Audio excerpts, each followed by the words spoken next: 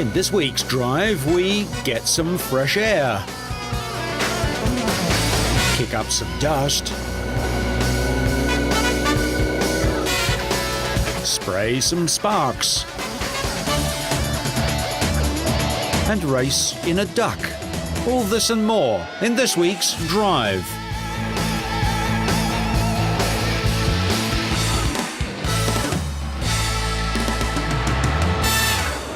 A1 Grand Prix, the World Cup of Motorsport, made its first visit to the Estoril circuit just outside Lisbon in Portugal for the third round of this, the first ever season. The opening sprint race lived up to the promise of wheel-to-wheel action. A three-way charge to the first corner with France on the inside, Brazil in the middle and Switzerland on the outside. France braved it out to hold on to the lead. It was a very short-lived race for Australia, Mexico, Austria and Pakistan as they all crashed out on the second turn.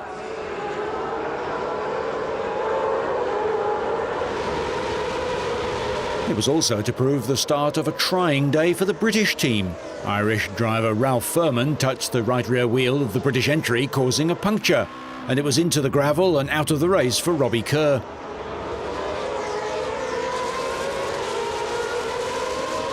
Frenchman Alexandre Premat was unaffected by the scrappy racing behind him and cruised to an untroubled win. In the feature race, India stalled on the warm-up lap and then Brazil's Piquet stalled at the start, impeding Verstappen of the Netherlands, who was right behind him. France led Portugal and the Czech Republic into the first corner, but the safety car was on track as Brazil's car was pushed off the circuit. Ananda Mikola of Team Indonesia got a little too aggressive, trying to overtake Englishman Robbie Kerr approaching turn one, but the Briton managed to slip by South African Thomas Scheckter in the confusion. When racing resumed, Switzerland's Neil Jani challenged the French car for the lead a second time, only to be thwarted again. Dutchman Verstappen misjudged a passing move and he spectacularly headed for retirement, taking Germany's Adrian Sutil with him. Portuguese racing fans had plenty to cheer about when Alvaro Parente snatched fifth place from Team Australia's Will Davidson in the closing stages. But the final result was never really in doubt. For the third time this season, a driver has gone on to claim a double victory as Prémat steered to an emphatic win. So I think we have a really good team, the team Dams for the A1 in France. They did a really good job since the beginning of the year, the beginning of the championship, sorry. And so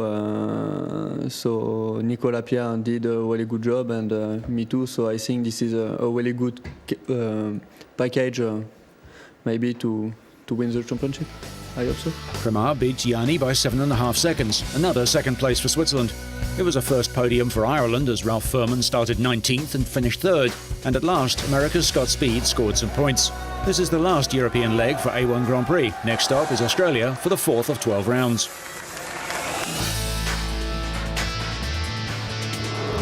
A huge crowd of 147,000 fans were at Hockenheim for the finale of the 2005 German Touring Car Championship.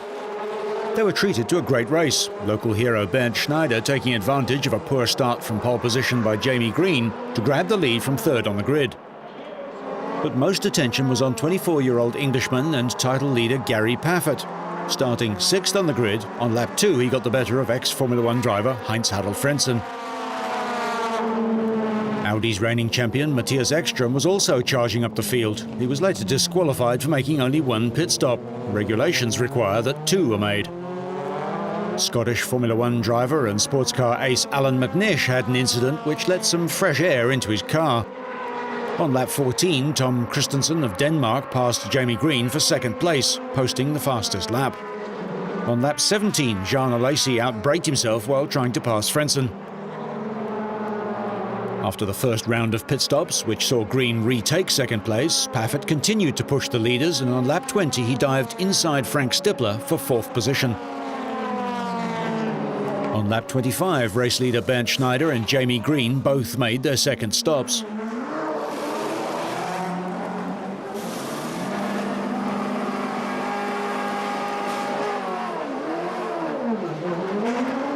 By the 30th lap, Paffett had Tom Christensen in his sights.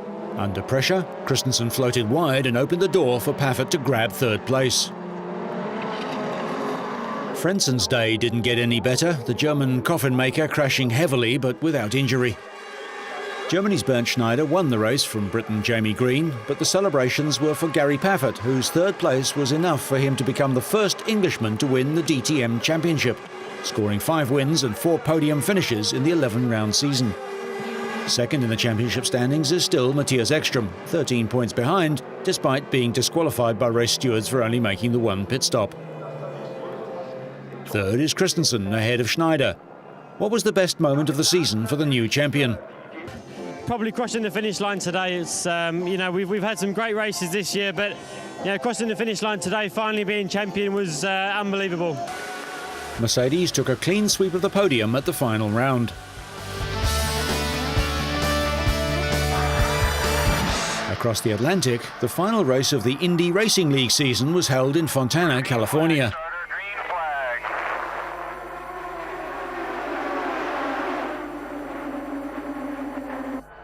AJ Foyt IV brought out the first caution of the race with an all-by-himself one-car crash in his final IRL race.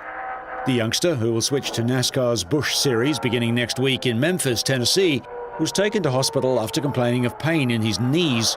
He was examined and later released.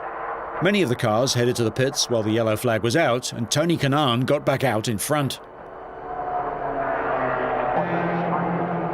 Danica Patrick's rookie season ended with a bang instead of the victory that she had hoped for. It was a jarring crash that brought out the fourth and final caution flag just 16 laps from the end of this 200-lap event. Lazier was driving all over the place all day. I complained on the radio all day that he was, by himself driving all over the place, just trying to, whether he was just kind of lost on the track or trying to cut my hair, I'm not really sure, but, or if that was his line. But, it bit me in the end, and I'm not sure, I haven't seen a replay exactly, but, I'm just driving around the outside, and all of a sudden I'm in the wall. So all I know is I had a problem with him all day. Each blamed the other for the crash, with Lazier saying Patrick had cut him up in the turns several times earlier in the race and caused the accident with a similar move. The finish came down to a duel between Dario Franchitti and Tony Kanaan, with Franchitti winning by a whisker, just 0.117 of a second, only the 23rd closest finish in IRL history. It was the second victory of the season and the fourth of Franchitti's IRL career, ending what has been a frustrating season on a high note. Series champion Dan Weldon finished 7th. More than 20,000 people gathered in the centre of Oviedo to pay tribute to their local son Fernando Alonso, the youngest ever Formula One world champion. The crowd, mainly wearing blue and yellow, the colours of both his home region of Asturias and of his team, Renault, packed the city's main square to have a glimpse of their hero. The 24-year-old asked fans to keep their allegiance and led the chorus of thousands of people singing the Asturias anthem. Oviedo has been gripped by Alonso mania since the Renault driver became the first Spaniard to win the Formula One title. Formula One had little appeal in Spain, but Alonso's success provoked an explosion of interest. One fan dressed for the occasion and made maximum noise with his handheld engine and summed up their pride in Alonso's achievement. He is a phenomenon. He is from Asturias and he has won a title no other Spaniard ever managed. It is something unique.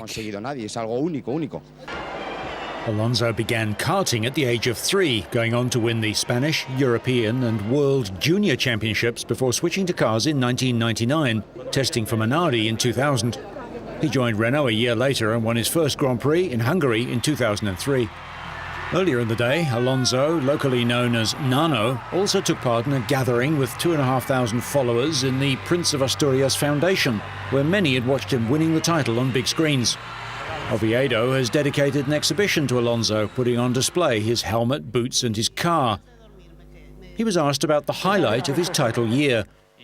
The race after Indianapolis, Magny-Cours, claiming pole was very emotional. And the best moment of the year was yesterday, or maybe today. And then he was asked if there was anything he wouldn't do again if he were to repeat his career. Try not to be a test driver for a year, but that is not up to me. That's up to the team chiefs. I don't know, I would repeat everything the same. Alonso pleased his audience the most by saying he might finish his career without ever wearing Ferrari red. Later, he received the Asturias Award from Prince Felipe and said the tribute he was receiving at home was the ideal way to finish a season.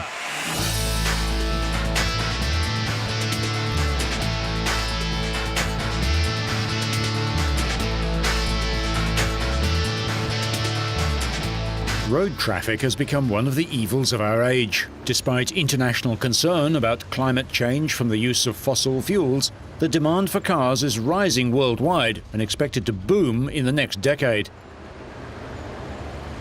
So researchers are hotting up on ways to make car engines less harmful, such as using recycled cooking oil as diesel fuel, saving reserves of fossil oil.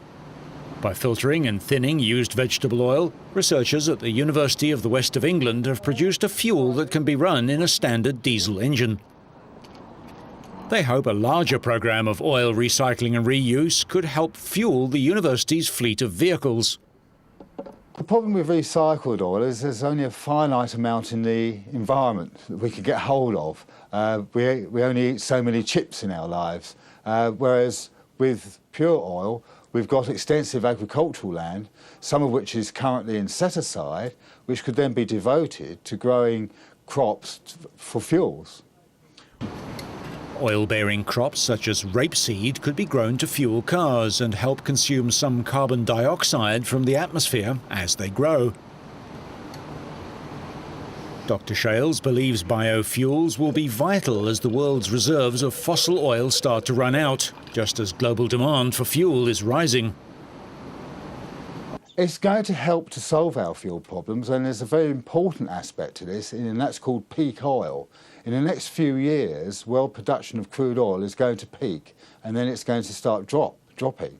At the same time, we're going to have increased demand from countries such as India and China. And that's going to create a great pressure on us. Biofuels will be part of the answer.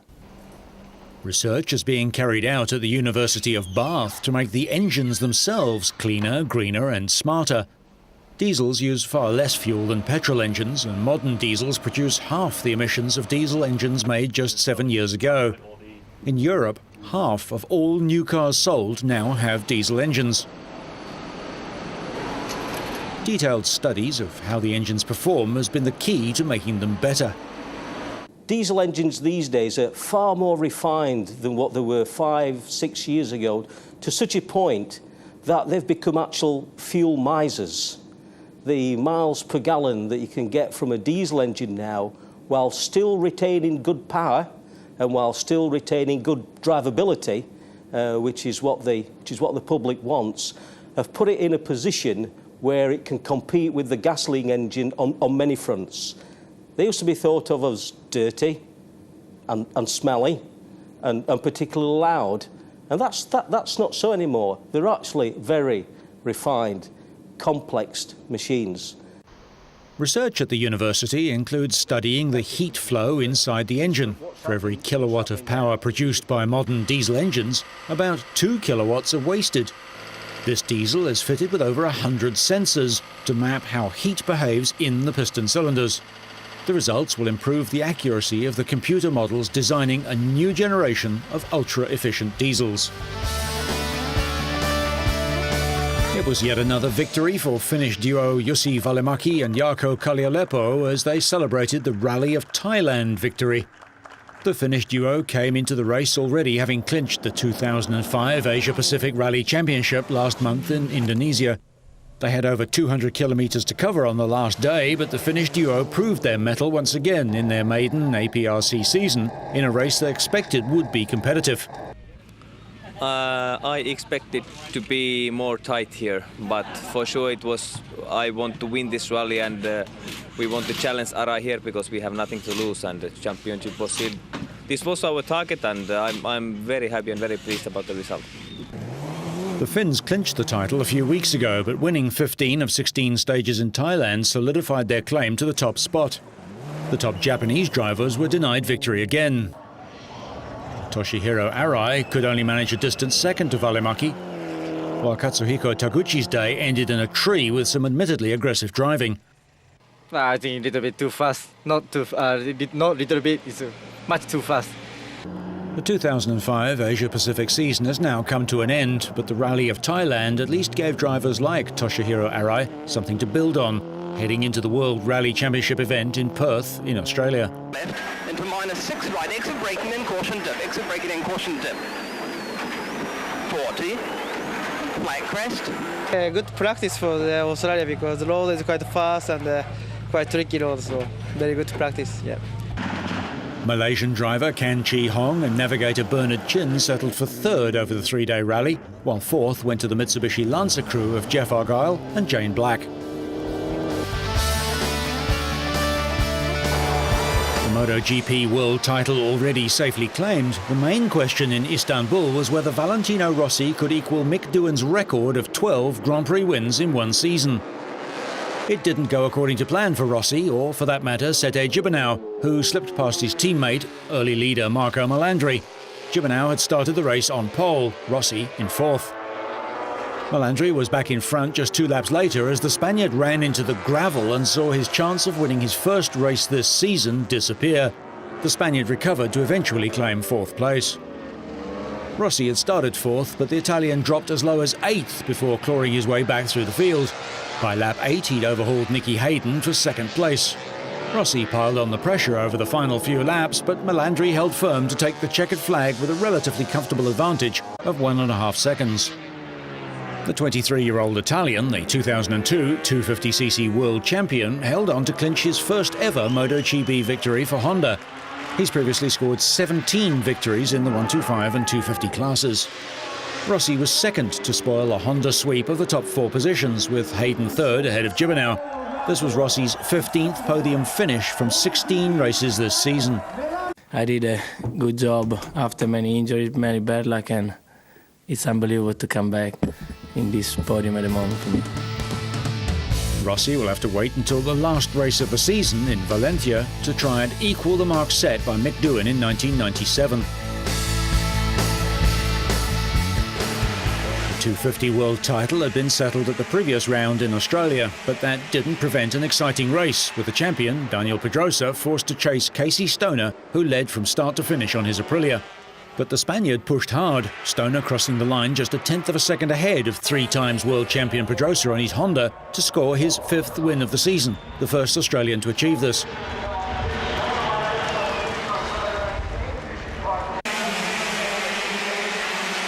Behind them, the battle for third saw Hiroshi Ioma and Alex De Angelis going head-to-head in the late stages of the race. But the San Marinese crashed out on the last corner, rejoining to finish 7th, leaving Ioma to take his 4th podium of the season. I knew it was him behind me because his team was the only other people holding the pit board out. So, I just pretty much kept my head down, and I knew if I went behind, then I probably wouldn't have a chance to get back past because the left-hand side of my front tyre was just destroyed, and it wasn't. I wasn't too confident in a lot of the fast corners.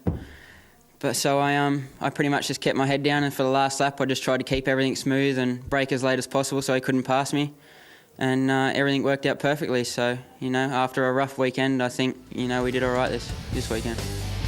The Japanese rider is now just 12 points off third place in the World Championship standings, currently held by his Honda factory colleague Andrea Dovizioso.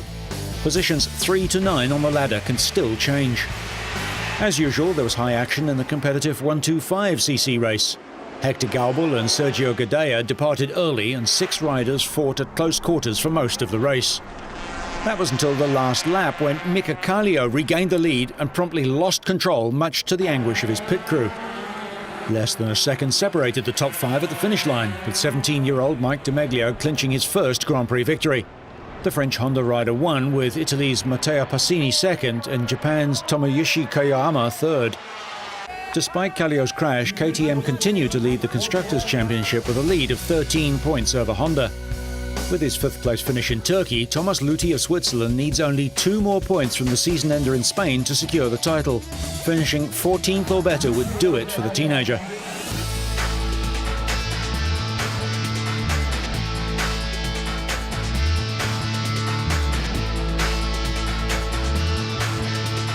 To Sweden now, where they take road safety so seriously they have contests between emergency service crews to see who can do the job quickest.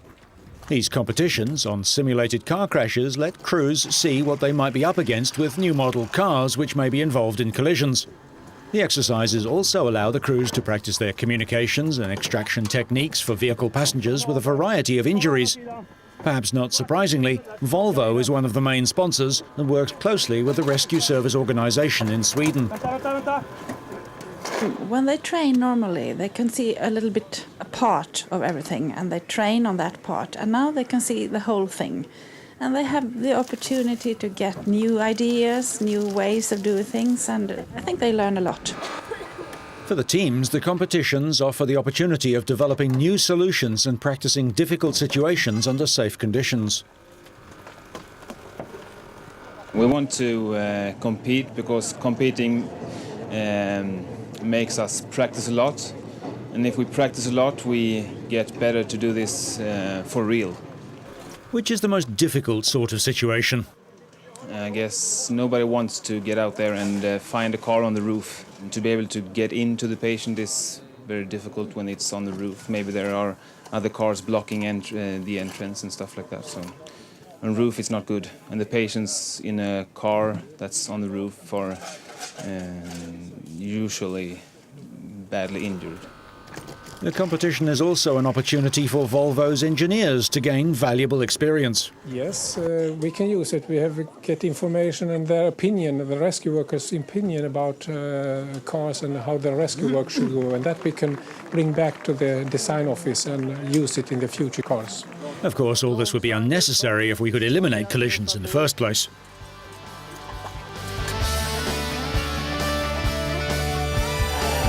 And finally, the streets of Riga were turned into a mixture of a racetrack and an art gallery recently, as pedal car racers pitched both their mechanical expertise and their creativity against each other. All the participants of the cartoon go-kart rally were given the same framework for their vehicles. It was then up to them to create a masterpiece. With 2 months to prepare, the only conditions were that the vehicle would be moved by pedal power alone. Some of the more attractive vehicles were the Cloud, the Ship, and the Double Bed, whose driver even designed a co-driver. A navigator should be in each rally team. There is a pilot and the other is a navigator, and she is the navigator. It's a map below there, which she reads. Rally participants says it takes a good 2 weeks to prepare both themselves and the vehicles for the race. None of the cars would have got by the fussy Formula One scrutineers. But there's no doubt that just as much passion and ingenuity went into the design process. The driver and designer of the Arrow insists all aspects of the design are taken into consideration. Everything is well considered. It is why we have a pointed front piece as an arrow, so we could split the airflow, so as to be the fastest, the best, the most safe, the most clever. While there's no actual winner of the racing aspect of the rally, beyond actually competing the course more or less intact, members of the crowd voted for their favourite, and it seems it was the Cloud that found the most appreciation.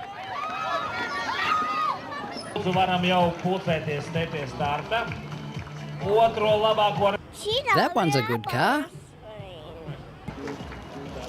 Most Formula One drivers started out racing karts, perhaps not quite so heavily decorated, and with a little more in the engine room. So whether you're racing off into the kitty litter, cutting up your car, or just getting more than a helping hand, so you stay on track and up to speed, make sure you catch next week's Drive.